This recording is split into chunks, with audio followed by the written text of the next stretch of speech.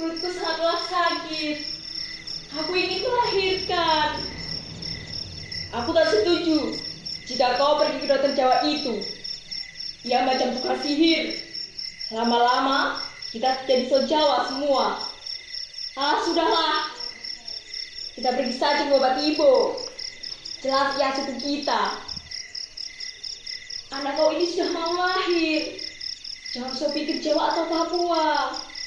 Sekarang panggil itu dokter. Kau saja yang panggil. Kau saja. Kau saja. Ini perbuatan kau juga. Baiklah. Dokter. Dokter. Dokter. Suara siapa itu? Di hari seperti ini tidak baik untuk keluar rumah. Apa? Melahirkan? Ya, melahirkan. Melahirkan memang tak pernah mengenal waktu. Kapanpun bisa terjadi. Seperti halnya dengan kematian.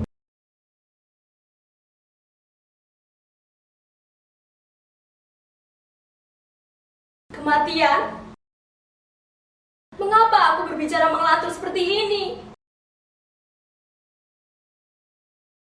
3 tahun aku di sini.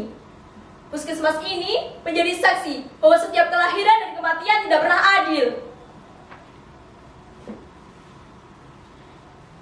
Kau boleh mengotot, mengatakan setiap kelahiran akan diimbangi dengan kematian. Begitukah? Hukum itu menyatakan bahwa jumlah manusia akan selalu sama. Seharusnya hukum itu sudah dikoreksi sekarang juga. Di beberapa tempat, kelahiran jauh lebih banyak daripada kematian.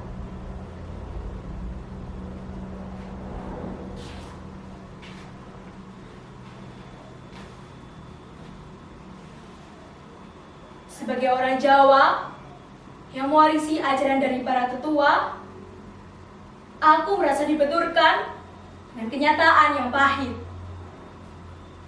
yang berbeda dengan apa yang pernah diajarkan. Di desa ini, aku menjadi saksi bahwa setiap kesakitan akan berujung dengan kematian.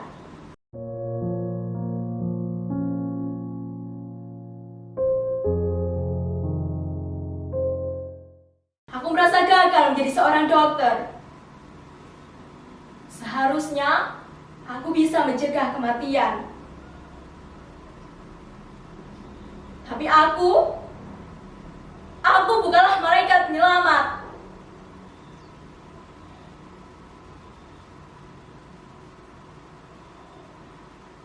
Kegagalan demi kegagalan membuatku ingin meninggalkan profesi ini.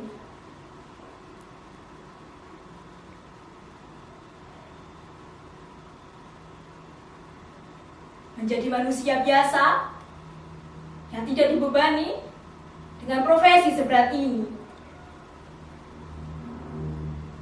Hei mama, bapak, kenapa kau keluar? Luar sangatlah dingin. Ayo kita masuk. Baiklah, kita periksa dulu ya. Bayinya bergerak. Kalian berdua pasti sudah tahu, bayi yang lahir di desa ini belum tentu selamat. Yang lahir tidak bisa berkesempatan menjadi anak-anak. Kau tahu Bapak Wanggai yang rumahnya di dekat dermaga? Tadi pagi anaknya meninggal. Dan si Sarse yang anaknya sangatlah lucu 2 hari yang lalu juga meninggal. Hei mama, bapak, kenapa kau pergi? Di luar sangatlah dingin.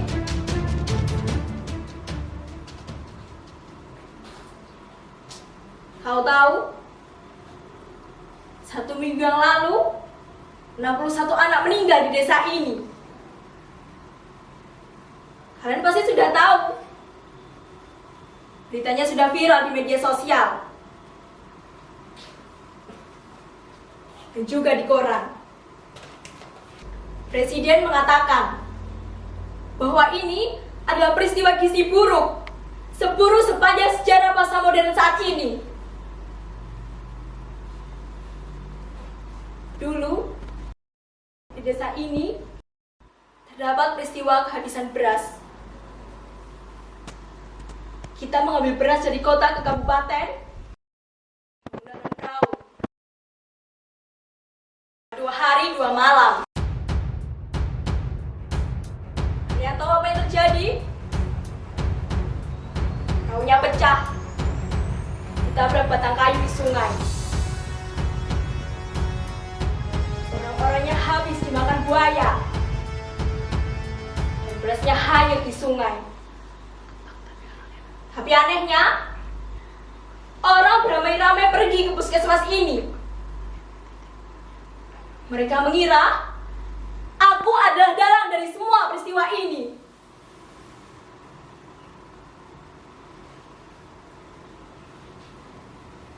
Dan aku masih ingat, Bapak Tibo, kepala suku di desa ini, mengatakan yang paling keras. Seperti ini.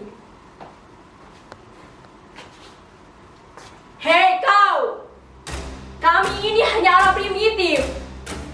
Jangan kau bermainkan kami. Kami ingin makan beras seperti orang di Jawa. Kami juga ingin modern seperti kau. Ketika aku ingin berbicara, Bapak Tibo menghentikanku. Sudahlah. Utus saja Presiden supaya orang Jawa mengirimkan beras ke sini. Kami tidak hanya lapar, kami juga ingin maju seperti orang di Jawa. Kami juga ingin modern.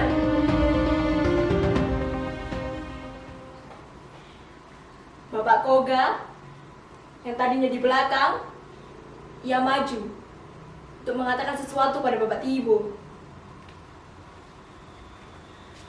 Begini Bapak Tibo, Dokter Rahayu ini tidak salah. Dia dikirim dari Jawa ke sini untuk mengobati orang sakit-sakitan seperti kita, Bapak. Dan dia tidak meminta uang sepeser pun kepada kita. Sudahlah, Bapak. Dia tidak ada hubungannya dengan beras. Bicara macam apa kau ini, Koga? Jelas-jelas dokter ini dari Jawa. Seharusnya ia bisa mengirimkan beras ke sini.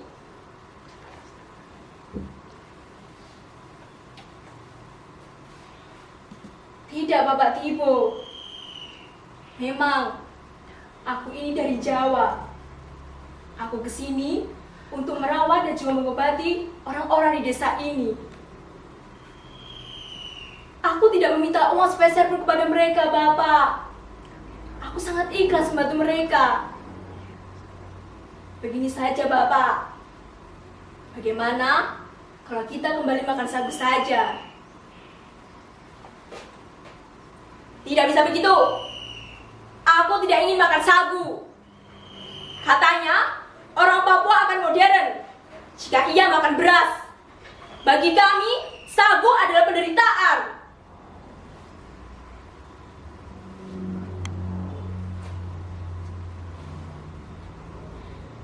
Begini, Bapak.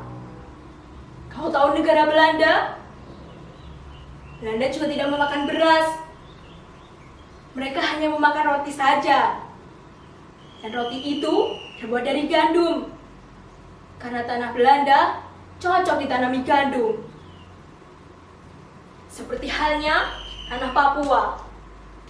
Tanah Papua sangatlah cocok ditanami dengan sagu. Bagaimana, Bapak? Apa kau setuju kalau kita makan sagu saja? Kita bisa mengolahnya menjadi roti, Bapak. Hei, tidak bisa begitu. Orang yang tadinya diam, sekarang ia berbicara. Ya, aku ingat. Orang itu adalah lelaki yang malam-malam pergi ke puskesmas ini dan juga menggendong seseorang. Aku melihat dengan mata kepalaku sendiri. Seseorang itu bercucuran dengan darah, tepat di dada kirinya. Untung saja peluru itu tidak terlalu dalam, sehingga aku bisa mengambilnya. Tetapi sebelum ia pergi, ia mengancamku seperti ini. Hei dokter, kenapa dia diam saja? Kenapa kau memberinya dia mati, dokter? Kalau kau memberinya dia mati, kau juga akan mati, dokter. Bukan begitu, Bapak. Dia tidak mati. Dia kubius. Sebentar lagi, pasti dia juga sadar. Bapak, jangan angkat senjatamu seperti itu. Mana bisa aku bekerja? Sudahlah. Jangan banyak bicara kau. Apalagi memerintahkanku. Dia sudah sadar. Ayo, kita pergi saja dari sini.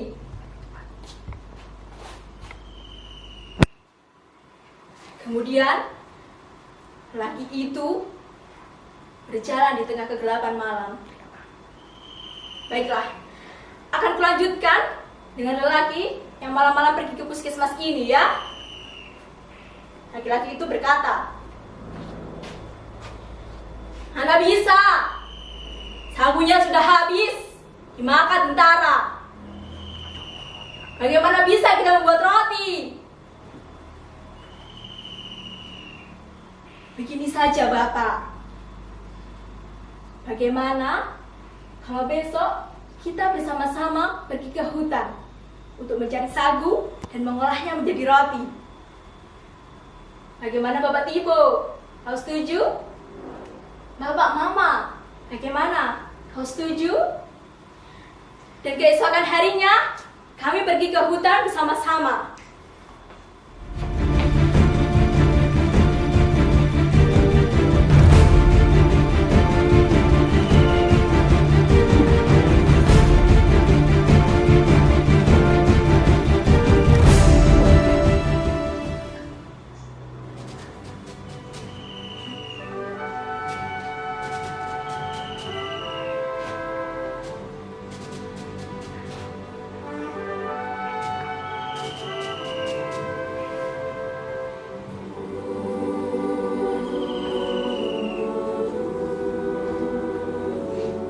Memang, kami bersama-sama ke hutan untuk mencari sagu.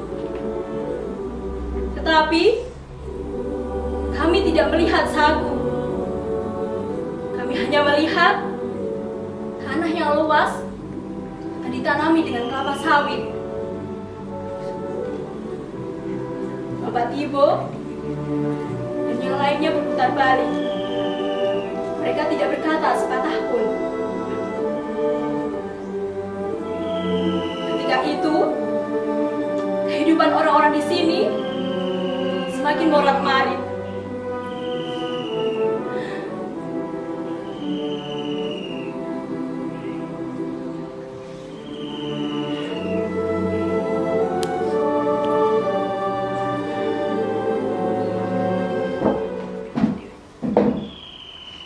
Pemerintah Jawa harus bertanggung jawab atas semua peristiwa ini.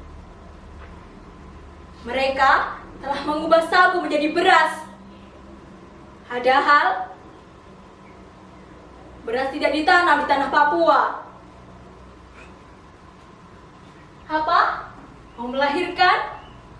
Bapak, Mama, masuklah. Jangan di luar. Setiap kelahiran harus diberi kesempatan untuk hidup.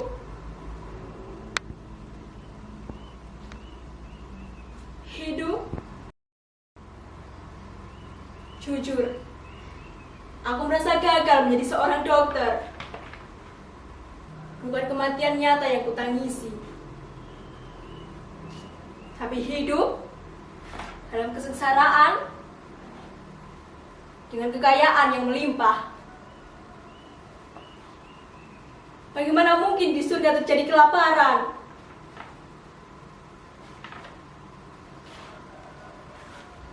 Sampai suatu hari, datanglah transmigran Bali ke puskesmas ini untuk berobat.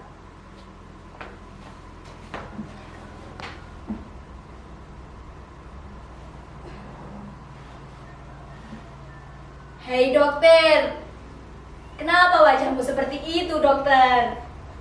Marilah, hidup itu harus ditanam dokter, tidak bisa langsung dipanen.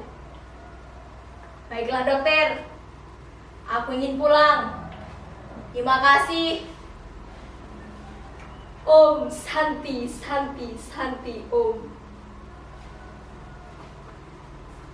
Kata-kata itu sangatlah sederhana, tetapi membuatku berpikir sepanjang malam. Apa maksud dari kata-kata itu?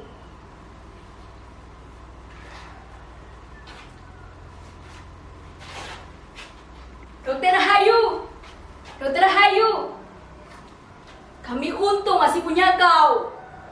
Kami sudah tidak lagi memikirkan beras. Kami bisa makan tidak hanya dengan beras. Dokter, ini ada hiper untukmu. Terima ya dokter. Terima kasih Bapak Tibo. Terima kasih. Saat itu, Bapak Tibo mengundangku di upacara bakar batu.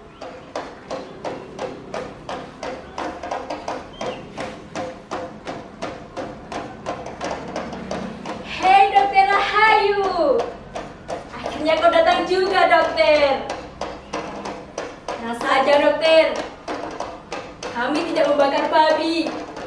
Aku tahu kau muslim kan? Baiklah dokter, akan kukenalkan dengan seseorang. Mari ku antar. Ini dokter, dia adalah orang yang menyelamatkan kita dari kelaparan.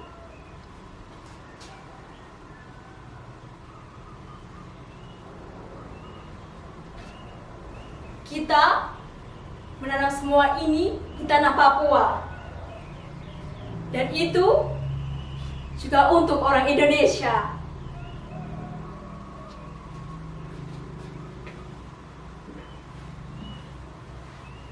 Dokter Rahayu, kami punya sesuatu untukmu. Ini dokter, ambillah untukmu. Terima kasih Bapak Tibo. Terima kasih. Apa? Mau melahirkan? Masuklah. Nah, baringlah Bu. Bentar ya, akan ku ambilkan obatnya. Nah, ini untukmu. Diminum 1 hari 2 kali. Baiklah, semoga sehat ya. Hei, kenapa kau di sini? Mau minta obat? Baiklah, ambilkan dulu ya. Nah, ini untukmu. Terus saja. Anak pintar.